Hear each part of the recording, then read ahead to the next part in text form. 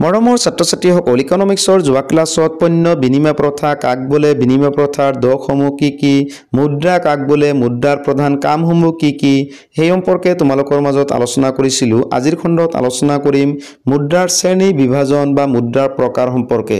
ছাত্ৰ-ছাত্ৰীসকল মুদ্ৰাক আমি বিভিন্ন ভাগত ভাগ কৰিব পাৰি, যেনে হিচাপ নিকাচৰ মুদ্ৰা, প্ৰকৃত মুদ্ৰা, সামগ্ৰী মুদ্ৰা, ধাতু মুদ্ৰা, কাগজী মুদ্ৰা, চেক মুদ্ৰা আদি। ছাত্ৰ-ছাত্ৰীসকল মুদ্ৰাৰ প্ৰধান প্ৰকাৰসমূহ আমি এটা এটাকৈ আলোচনা কৰোঁ আহা। হিচাপ নিকাচৰ মুদ্ৰা কাক বোলে? যি মুদ্ৰাৰ যোগেদি দেশৰ সকলো কিনা বেচা আৰু লেনদেনৰ হিচাপ প্ৰকাশ কৰা হয় তাক হিচাপ নিকাচৰ মুদ্ৰা বুলি কোৱা হয়।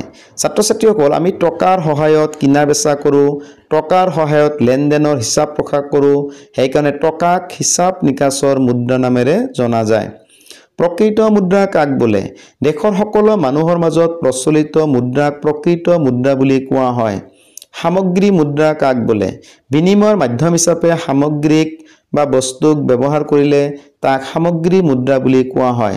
ধাতুৰে তৈয়াৰী মুদ্ৰা কি নামেৰে জনা যায়? ধাতুৰে তৈয়াৰী মুদ্ৰাক ধাতু মুদ্ৰা নামেৰে জনা যায়। পূৰ্ণ মূল্য মুদ্ৰা আৰু প্ৰতীক বা নিদৰ্শন মুদ্ৰা কাক বোলে? ছাত্ৰ-ছাত্ৰীসকল 5 নম্বৰ পইণ্ট ভালদৰে বুজি ল'বা, কাৰণ ইয়াৰ পৰা পৰীক্ষাত এবাৰ প্ৰশ্ন আহিছিল। মুদ্ৰাৰ অন্তৰ্নিহিত মূল্য, মুদ্ৰাৰ ভিতৰুৱা মূল্য আৰু লিখিত বা বাহ্যিক মূল্য একে থাকিলে তাক পূৰ্ণ মূল্য মুদ্ৰা বুলি কোৱা হয়। আনহাতে যি মুদ্ৰাৰ লিখা মূল্য, যি মুদ্ৰাৰ বাহিৰা মূল্য অন্তৰ্নিহিত মূল্যতকৈ বেছি তাক কোৱা হয় প্ৰতীক বা নিদৰ্শন মুদ্ৰা।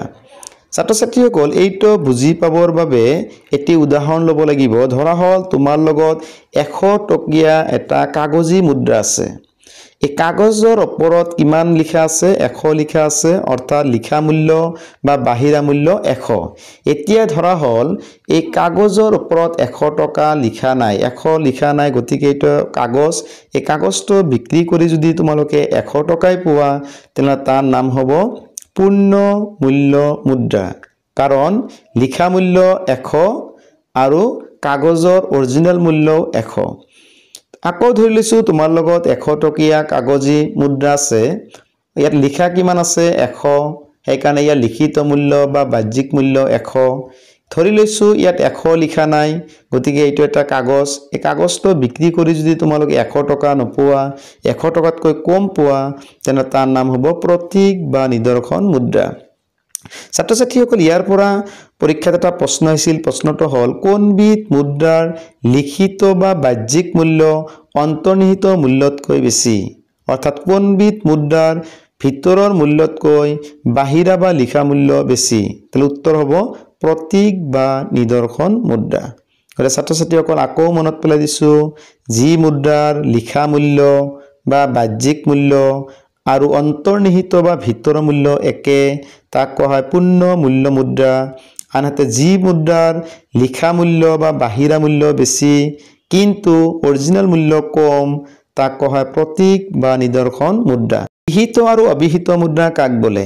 বিধিসন্মতভাৱে গ্ৰহণযোগ্য মুদ্ৰাক বিহিত মুদ্ৰা বোলে, আনহাতে বিধিসন্মতভাৱে গ্ৰহণযোগ্য নহ'লে তাক অবিহিত মুদ্ৰা বোলে। ছাত্ৰ-ছাত্ৰীসকল যিবোৰ মুদ্ৰা আইনৰ যোগেদি স্বীকৃত, আমি মানিব লাগে, অমান্য কৰিব নোৱাৰি, সেইবোৰক কোৱা হয় বিহিত মুদ্ৰা। আৰু যিবোৰক আমি নামানিলেও আইনে আমাক একো কৰিব নোৱাৰে, সেইবোৰ হৈছে অবিহিত মুদ্ৰা। পৰীক্ষাত ইয়াৰ পৰা এটা প্ৰশ্ন আহিব পাৰে, অবিহিত মুদ্ৰাৰ এটা উদাহৰণ দিয়া। উত্তৰ হ'ব অবিহিত মুদ্ৰাৰ এটা উদাহৰণ হৈছে চেক মুদ্ৰা। ছাত্ৰ-ছাত্ৰীসকল চেক তোমালোকে মানিব পাৰা, নামানিব পাৰা, সেইকাৰণে চেকক অবিহিত মুদ্ৰা নামেৰেও জনা যায়। আদেশী মুদ্ৰা কাক বোলে? চৰকাৰৰ আদেশৰ ভিত্তিত যি মুদ্ৰা বিনিময়ৰ মাধ্যম হিচাপে গ্ৰহণ কৰা হয় তাক আদেশী মুদ্ৰা বুলি কোৱা হয়। ছাত্ৰ-ছাত্ৰীসকল আমি যিবোৰ মুদ্ৰা ব্যৱহাৰ কৰোঁ সেইবোৰ চৰকাৰৰ আদেশৰ ভিত্তিতহে আমি ব্যৱহাৰ কৰোঁ, সেইকাৰণে সেইবোৰক আদেশী মুদ্ৰা নামেৰে জনা যায়। কাগজী মুদ্ৰা বিনিময়ৰ মাধ্যম হিচাপে কাগজী মুদ্ৰাক ব্যৱহাৰ কৰা হয়। ছাত্ৰ-ছাত্ৰীসকল আমি এইটো সচৰাচৰ ব্যৱহাৰ কৰোঁ, প্ৰতিজন মানুহে আমি কাগজী মুদ্ৰা ব্যৱহাৰ কৰোঁ, কাৰণ বৰ্তমান কাগজী মুদ্ৰা হৈছে বিনিময়ৰ এটা অন্যতম মাধ্যম। চেক মুদ্ৰা প্ৰকৃততে চেক মুদ্ৰা নহয়, অৱশ্যে অতি কম সময়ৰ ভিতৰত ইয়াক মুদ্ৰালৈ ৰূপান্তৰ কৰিব পাৰি, সেইকাৰণে ইয়াক ধনাদেশ বা নিকট মুদ্ৰা বা নিয়াৰ মানি বুলি কোৱা হয়।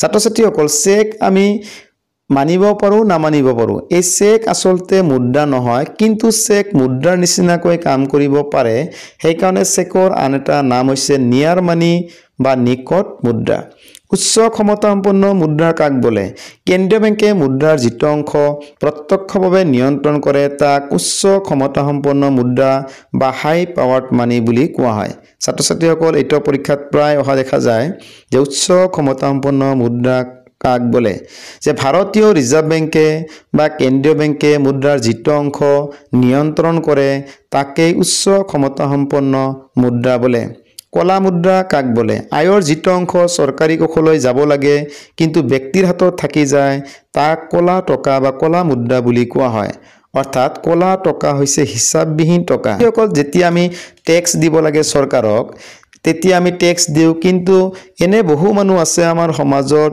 ট্যাক্স ফাঁকি দিয়ে এই যে ট্যাক্স বা কৰ ফাঁকি দিলে হেটো কলা টকাৰ সৃষ্টি হয় ছাত্ৰ ছাত্ৰীসকল আজি আমি কি আলোচনা কৰিলো আজি আমি আলোচনা কৰিলো মুদ্ৰাক বিভিন্ন ভাগত ভাগ কৰিব পাৰি যেনে হিসাব নিকাচৰ মুদ্ৰা প্ৰকৃত মুদ্ৰা সামগ্ৰী মুদ্ৰা ধাতু মুদ্ৰা পূৰ্ণ মূল্য মুদ্ৰা বিহিত আৰু অবিহিত মুদ্ৰা আদেশী মুদ্ৰা কাগজী মুদ্ৰা চেক মুদ্ৰা উচ্চ ক্ষমতাসম্পন্ন মুদ্ৰা কলা মুদ্ৰা আদি ছাত্ৰ ছাত্ৰীসকল অহা খণ্ডত আকৌ লগ পাম আজিলৈ ইমানতে সামৰিছো ধন্যবাদ